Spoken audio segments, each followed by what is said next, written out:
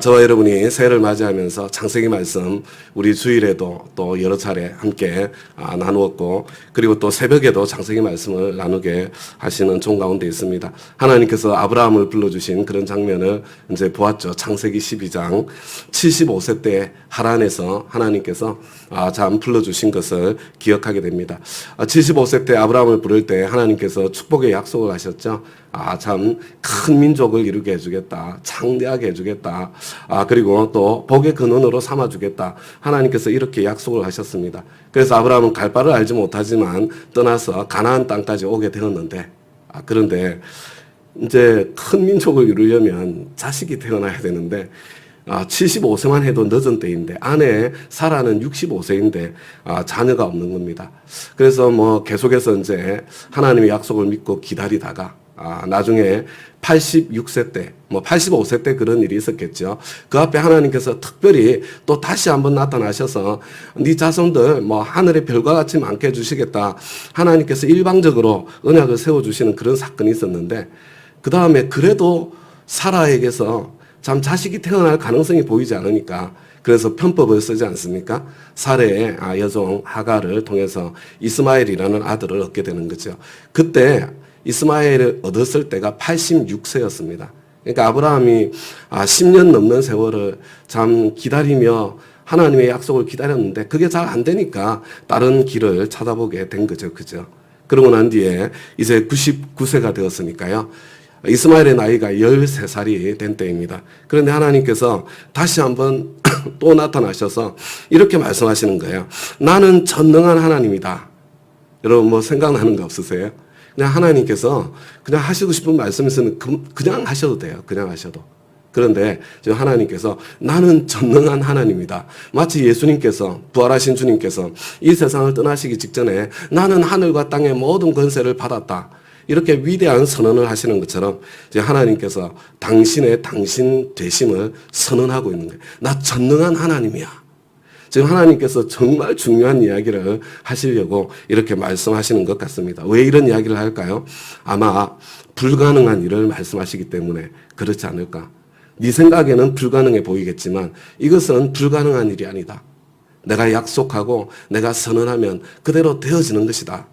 참 그런 뜻 아니겠어요? 그래서 참 이렇게 지칠 대로 지쳐있는 이제 모든 것을 포기하고 사라를 통해서 자식 줄 것은 아예 생각조차 하지 않고 그냥 이스마엘이나 잘 살기를 바라는 아브라함에게 나는 전능한 하나님이다. 이렇게 선언하고 말씀하시는 것 같습니다. 그러면서 뭐라고 이야기를 해요? 나에게 순종하여 흠없이 살아라. 여러분 다른 이제 여러 번역들을 보면요. 내 앞에서 완전하여라. 이렇게 번역이 되어 있기도 하거든요. 나는 전능한 하나님이다. 너 나에게 순종하여서 흠없이 살아라.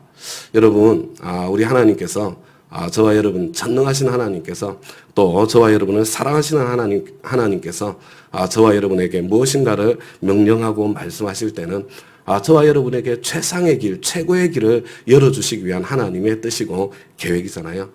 나는 네가 흠 없었으면 좋겠다. 완전했으면 좋겠다. 완전하게 살아라. 이렇게 말씀하시는 주님의 음성이 들려졌으면 좋겠습니다. 혹시라도 야 이거 안 되는 거 아니야?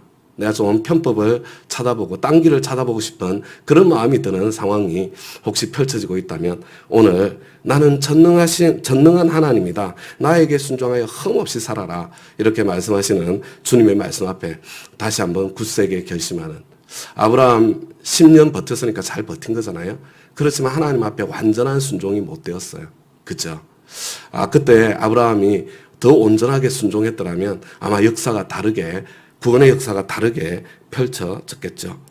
아무튼 오늘 다시 한번 참 그런 선택의 기로에서는 그런 시간이 온다면 전능하신 하나님 앞에서 좀 더 온전한 순종을 선택하는 그런 저와 여러분이 되었으면 좋겠습니다. 이렇게 뜸을 들이시고 난 뒤에 지금 말씀을 하세요. 2절을 보니까 나와 너 사이에 내가 몸소 언약을 세워서 너를 크게 번성하게 하겠다.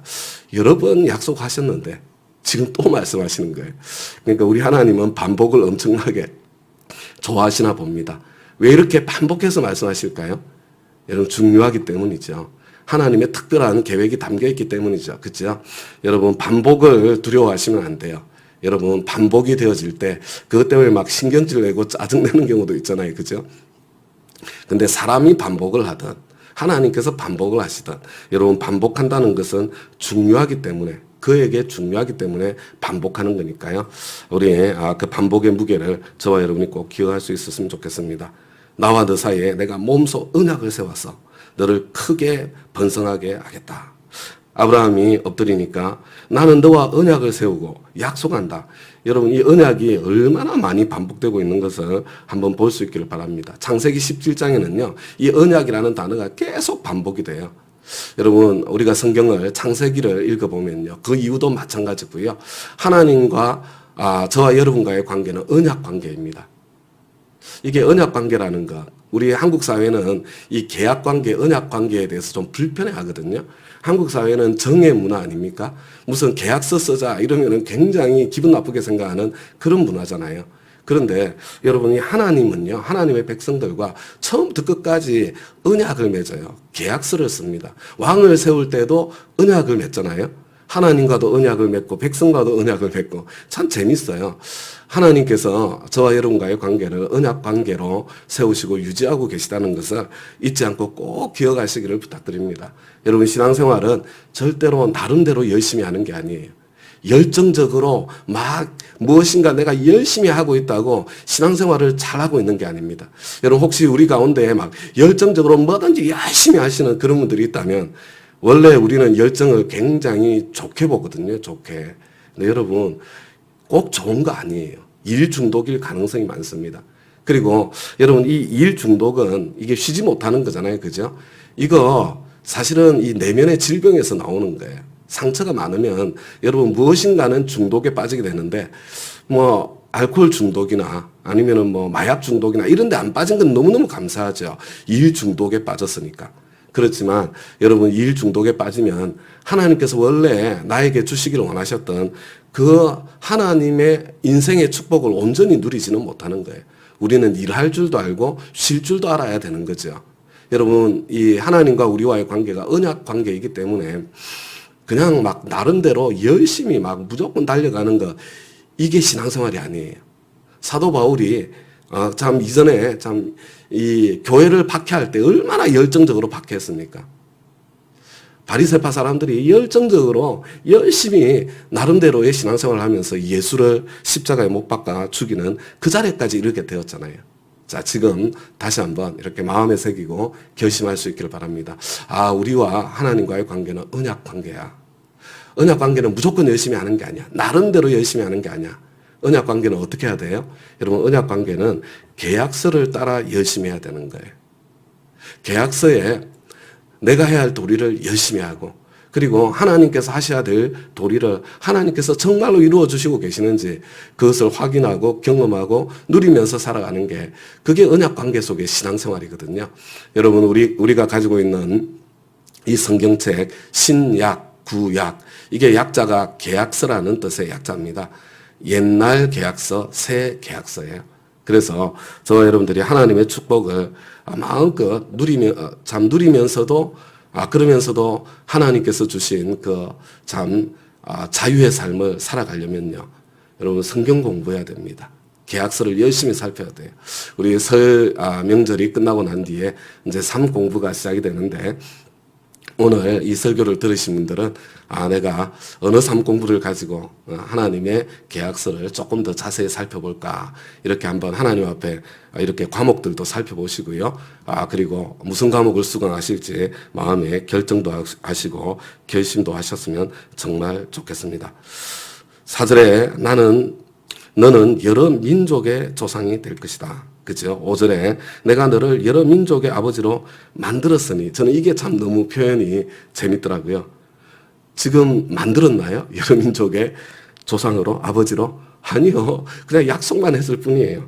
그런데 내가 너를 여러 민족의 조상으로 만들었으니까 이제부터는 너의 이름이 아브라함이 아니라 아브라함이다.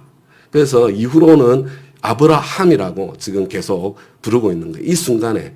그런데 이 아브라함의 뜻은 존귀한 아버지라는 뜻이고요. 아브라함의 뜻은 이게 말이 비슷해도 이 열국의 많은 민족의 아버지라는 그런 뜻입니다. 야, 넌 지금부터 많은 민족의 아버지야. 응? 내가 너를 이미 많은 민족의 아버지로 만들었어. 근데 어떻게 만들었어요? 약속으로 만들었어요.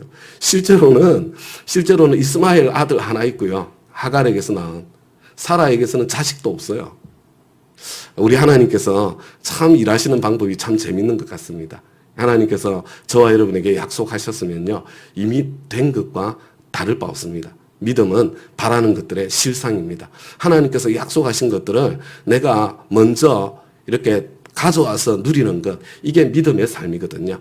그래서 우리는 그냥 막 없는 것 바라보며 전전긍긍하면서 살아가는 인생이 아니라 우리 전능하신 하나님을 바라보면서 좀 온 세상 사람들은 근심, 걱정, 염려, 두려움, 긴장, 스트레스밖에 뜰 수 없는 그런 상황이라고 하더라도 내 하나님은 전능하신 하나님이시니까 또 하나님께서 약속하신 약속을 붙잡고 평강 가운데 이렇게 세상이 알지 못하는 평안 가운데 살아가는 삶이라는 것, 그것을 꼭 기억할 수 있기를 바랍니다.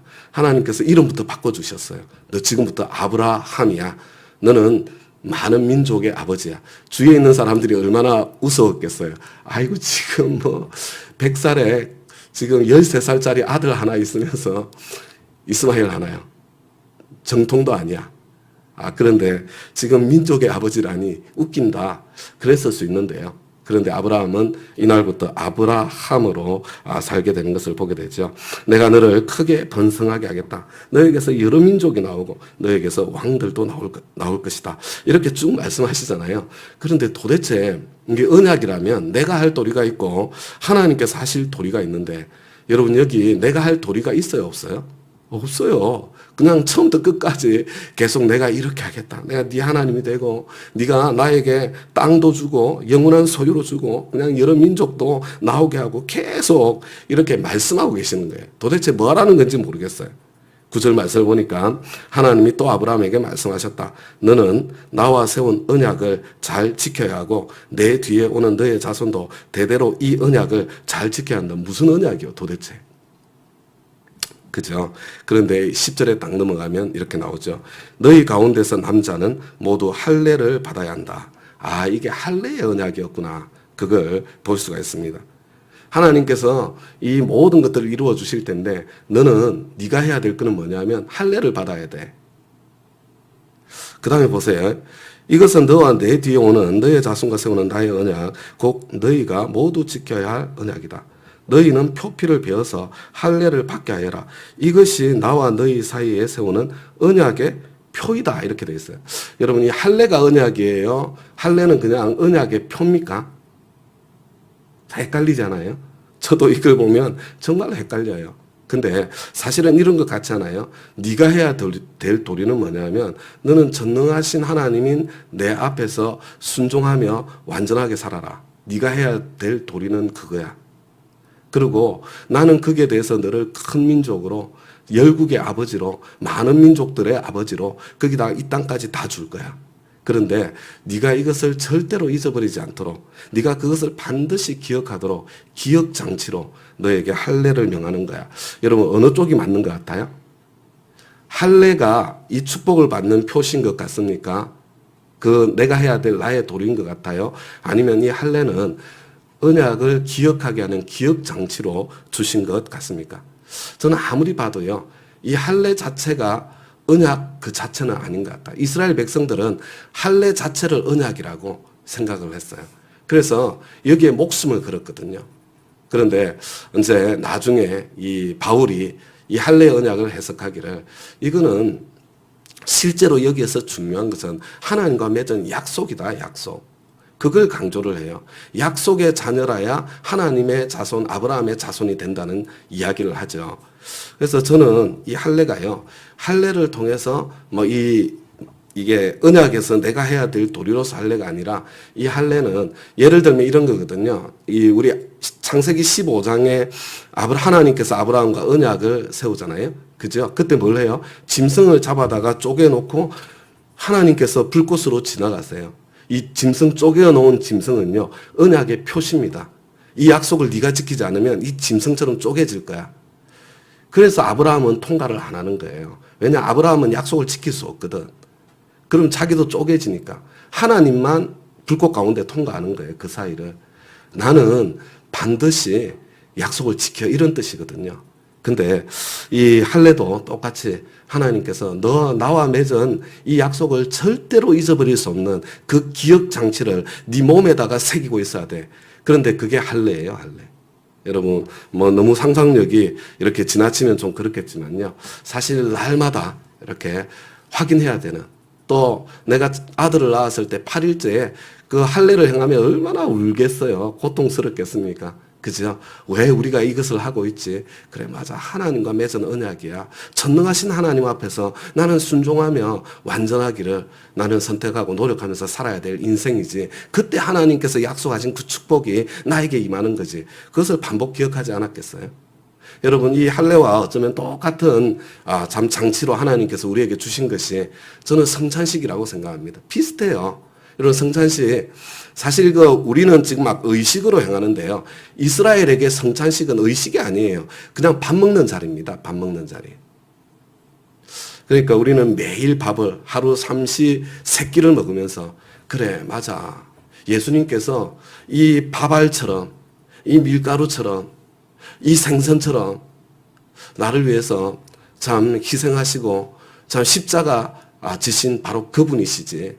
피를 흘려주셨지. 살을 찢어주셨지. 그거 기억하도록 주신 장치잖아요. 할례를 받을 때는 고통에 참 시간이 있고 피를 흘리게 되고, 그리고 내 몸의 일부를 떼어서 버리게 되고. 여러분, 날마다 내가 기억하지 않을 수 없도록 하나님께서 해주시잖아요. 너희는 포피를 베어서 할례를 받게 하여라. 이것이 나와 너희 사이에 세우는 언약의 표다. 표. 신앙생활은 기억하는 겁니다. 기억하는 것. 신앙생활은 잊어버리지 않는 거예요. 우리 하나님께서 저와 여러분을 위해서 해주신 그 십자가 보혈의 은혜를 잊지 않고 날마다 기억하는 것. 그 기억 속에서 살아가는 것. 하나님께서 지금까지 나와 함께 하셔서 내 인생에 부어주신 은총과 축복을 잊지 않고 기억하는 것. 그리고 거기에 합당하게 반응하며 살아가는 것. 여러분, 제가 이렇게 할례에 대해서 이야기를 계속해서 하는 이유가 뭐냐면요. 이제 우리 12절에 보면 이렇게 돼 있어요. 대대로 너희 가운데서 남자는 모두 난지 8해 만에 할례를 받아야 한다. 너희의 집에서 태어난 종들과 외국인에게 돈 주고 사온 종도 비록 너희 자손은 아니라고 해도 마찬가지로 할례를 받아야 한다. 너무 재밌지 않아요? 이스마엘도 할례를 받아요. 그날에 당일에 다. 근데 유대인들은요, 오해를 해도 얼마나 엄청난 오해를 하는지 몰라요. 유대인들은 자꾸 혈통이라고 생각하잖아요. 그죠? 근데 여기 보세요. 할례를 받는데 종도 할례를 받고 외국인도 아니야. 외국인에게서 사온 종조차도 할례를 받아서 약속의 자리에 들어오게 되는 거 아니에요? 이제 우리 창세기에서부터요. 이게 유대인 혈통에게 하나님께서 구원의 은총과 은혜를 주시는 것이 아니라 하나님의 약속을 붙잡고 사는 사람들에게 다 은총과 은혜를 베풀어 주시고, 그리고 또 구원의 은총도, 이게 그 언약을 잘 봐야 되는 거거든요. 그래서 이제 제가 결론을 내리도록 하겠습니다. 여러분, 하나님과 우리와의 관계는 언약 관계예요. 그래서 나름대로 열심히 하시면 안 되고요. 여러분, 언약책을 가지고 열심히 해야 됩니다. 여러분, 구원을 원하세요? 그러면 구원의 언약을 찾아봐야 돼요. 언제 우리는 구원을 받습니까? 예수님을 구주와 주님으로 영접하면 구원을 받아요. 영접하는 자, 곧 그 이름을 믿는 자들에게 하나님의 자녀가 되는 권세를 주시는 거죠. 여러분, 경제적으로 복을 받고 싶으세요? 여러분, 그러면 예수님 영접했다고 경제적으로 복을 받는 게 아니에요. 여러분, 성경에서 언제 하나님께서 경제적인 축복을 주시는지 그걸 살펴봐야죠. 내 재물과 내 소산물에 처음 익은 열매로 여호와를 공경하라. 그리하면 네 창고가 가득히 차고 네 접틀에 새 포도즙이 넘치리라. 여러분, 이게 경제적인 축복이에요. 그거 말고도 많아요. 내가 정말 경제적으로 씨름하고 있으면 여러분, 하나님께서 이 경제적인 영역, 이거는요, 예수 믿고 안 믿고 관계없이 여러분 이 언약대로 내 할 도리를 하면 하나님께서 거기에 베풀어 주시는 은총과 은혜가 같이 따라오게 된다니까요. 이게 약속 계약의 책이기 때문에. 여러분, 질병 때문에, 병 때문에 지금 괴로우세요? 그러면 이 치유에 대한 언약을 찾아보셔야 돼요. 여하튼 어떤 영역에 여러분들이, 저와 여러분이 하나님 앞에 참 간구하고 기대하고 기다리는 것이 있든지, 여러분 하나님의 언약책에서 그것을 찾아놓고 내 할 도리를 하면서, 하나님 내가 내 할 도리를 하고 있는데 하나님 할 도리를 해주세요. 여러분 하나님께서 반드시 만나주시고 응답하시는 그런 은총과 은혜를 경험하고 누리게 될 것입니다. 우리 하나님은 전능하신 하나님이십니다. 그리고 저와 여러분을 사랑하시는 하나님이세요. 우리 그분 앞에서 한 걸음 한 걸음 살아갈 수 있게 되기를 바랍니다. 우리 말씀의 응답에서 잠깐 기도하고 개인 기도 시간 갖도록 그렇게 하겠습니다. 하나님 아버지, 주님 은혜에 너무나 감사합니다.